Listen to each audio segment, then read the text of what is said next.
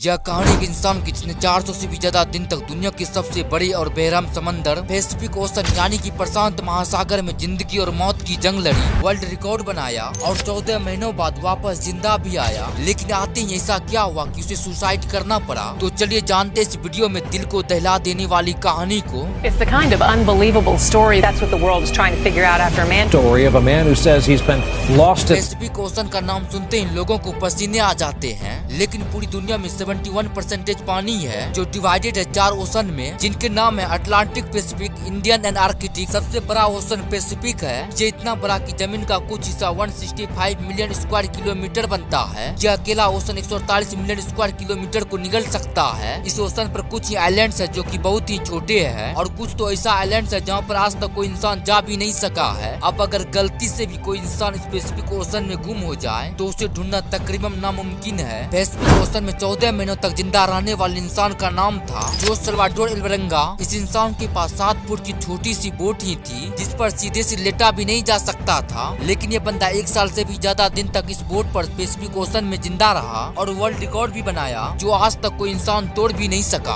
और शायद इस रिकॉर्ड को कोई तोड़ने की कोशिश करेगा। जो सिर्फ अपनी किस्मत से मजबूर था। यह बात है 2012 का। जो 36 साल का एक्सपीरियंस एक मछुआरा था जो मेक्सिको के एक गाँव कोस्टा अजुल में रहता था। 17 नवंबर 2012 में जोस और उसका साथी मिलकर फिशिंग करने के लिए निकलते हैं रोज की तरह अपनी 7 फुट की छोटी सी बोट पर। और उस बोट पर ज्यादा दूर तक जाकर मछली भी नहीं पकड़ सकते थे क्योंकि बोट बहुत छोटी थी जिस पर एक इंजन और एक फ्रिज ही था, तो यहाँ कुछ ही मछलियाँ पकड़ सकते थे। दोनों ने 30 घंटे में वापस आने की फैसला किया। दोनों निकल पड़ते हैं मेक्सिको के किनारे से 120 किलोमीटर दूर। जब अपना जाल समंदर में बिछा रहे होते हैं कि अचानक एक खतरनाक तूफान उनको अपनी तरफ आते हुए नजर आता है। वक्त को बचाने के लिए वो जाल को वहीं पर छोड़ देता है और बोट को फुल स्पीड पर भगाने लगता है। मुसलसल 6 घंटे तक वो किनारे से सिर्फ 20 किलोमीटर ही दूर थे कि बोट का इंजन अचानक से खराब हो जाता है। उनको किनारे भी दिख रहा था, उनका गांव भी काफी तूफान में पीछे रह गया था। उनके पास एक रेडियो था जिसके जरिए उन्होंने अपनी लोकेशन को अपने बॉस को भेज दिया और जवाब का इंतजार करने लगा। लेकिन किस्मत इतनी खराब निकली कि रेडियो की बैटरी भी डेड हो गई। अब वो एक तरफ किनारे को देख रहे थे और दूसरी ओर अपनी तरफ आते हुए तूफान को, जो इतनी शिद्दत से आ रहा था कि मानो कि जिंदा ही निगल जाएगा। तूफानों के साथ हवाओं की शिद्दत इतनी तेज थी कि उसकी बोट किनारे से ही दूर होने लगी और कुछ ही दूर में किनारा भी मंजर से हट गया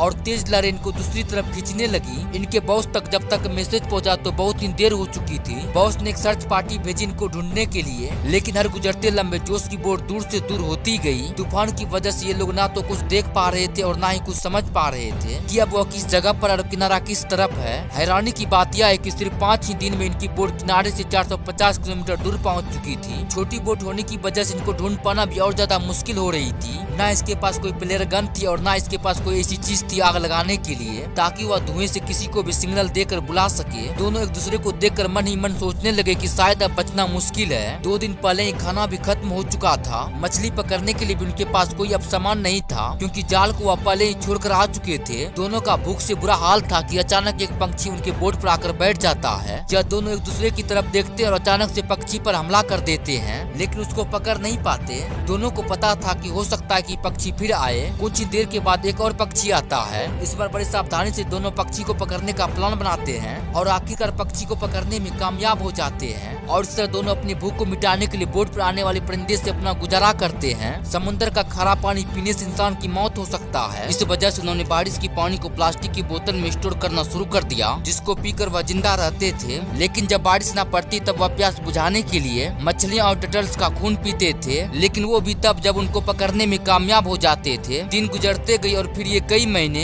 ये दोनों मेंटल टॉर्चर से गुजर रहे थे। वो इमेजिन करना भी हमारे लिए बहुत ही मुश्किल है। आखिरकार जोश का साथी ये टॉर्चर को बर्दाश्त न कर सका और 4 महीने के बाद उसने सुसाइड कमिट कर लिया। अब बोट पर जोश सिर्फ अकेला था और उसके चारों तरफ पानी ही पानी था जिसको देखकर उसको जिंदगी की कोई उम्मीद नजर नहीं आ रही थी। लेकिन अपने हालात से तंग आकर वह जैसे तैसे जिंदगी को गुजारने लगे। मैप्स में देखा जाए तो एक अंदाजे के मुताबिक जोश पैसिफिक ओशन के इस हिस्से में मौजूद थे जिसको दुनिया का खामोश तरीन हिस्सा माना जाता है क्योंकि यहाँ से सिर्फ कार्गो शिप ही गुजरती है। मेक्सिको के किनारे छोड़े हुए 6 महीने से भी ज्यादा दिन हो चुके थे और इस दौरान जोश ने अपने साथी को भी खो दिया था और वह इस वजह से काफी ज्यादा फ्रस्ट्रेट हो चुका था। एक दिन जोश को दूर समंदर में कार्गो शिप नजर आती है। पिछले 6 महीने से यह पहली शिप उसको नजर आई थी और यह देखते उसमें जिंदा रहने की उम्मीद फिर से वापस आ गई। जोश ने कार्गो शिप की तरफ हर मुमकिन इशारा करने की कोशिश की, लेकिन बदकिस्मत से शिप इतनी दूर थी कि जोश को वह नहीं देख सका और देखते ही देखते जोश की नजर से वह शिप भी गायब होने लगी और वह सोचने लगा कि शायद मेरी किस्मत में मरना ही लिखा है। दोस्तों जरा सोचो, 6 महीने तक आप दुनिया की ऐसी जगह पर फंसे हो जहाँ पर आपको दूसरा इंसान भी नजर नहीं आता और अगर एक लंबे अरसे के बाद आपको कोई दिखे लेकिन वह आपको ना देखे और गुजर जाए तो आपको कैसा लगेगा। 11 महीने के बाद वो अपनी छोटी सी बोट पर 8000 किलोमीटर ट्रेवल कर चुका था। उसके कपड़े भी फट चुके थे। उसके पास खुद को सनलाइट से बचाने के लिए सिर्फ एक अंडरवेस्ट ही बचा था। आखिरकार वह घड़ी आ गई जब किस्मत जोश पर मेहरबान हुई। फाइनली 439 दिन के बाद 30 जनवरी 2014 को उसे अपने आसपास नारियल तैरता हुआ दिखाई दिया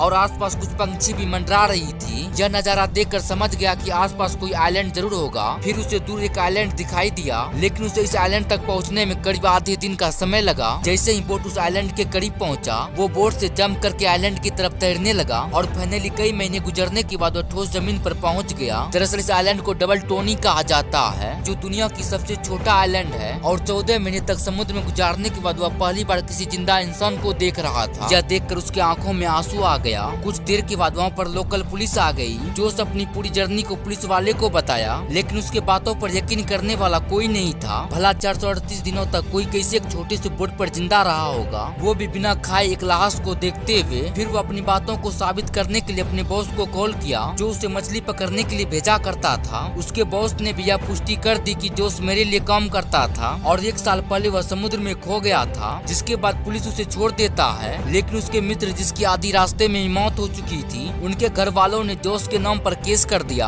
यह कहते हुए कि जोश ने अपने दोस्त को ही मार कर खा लिया होगा। कुछ दिनों के बाद कानूनी कार्रवाई होने के बाद जोश को छोड़ दिया गया, जिसके बाद जोश ने एक बुक 448 डेज पब्लिक किया, जिसमें उन्होंने अपनी पूरी कहानी को लिखा। जाने अनजाने में अपनी जिंदगी को बचाते बचाते उन्होंने एक ऐसा वर्ल्ड रिकॉर्ड बना दिया जिसे तोड़ने की शायद ही कोई हिम्मत करना चाहेगा। जोश की कहानी हमें इस तरह प्रेरित करती है कि जिंदगी में चाहे कितने भी मुश्किल आ जाए, हर मुश्किल का समाधान जरूर होता है। वीडियो को एंड तक देखने के लिए धन्यवाद। मिलते हैं अगले वीडियो में, तब तक के लिए जय हिंद।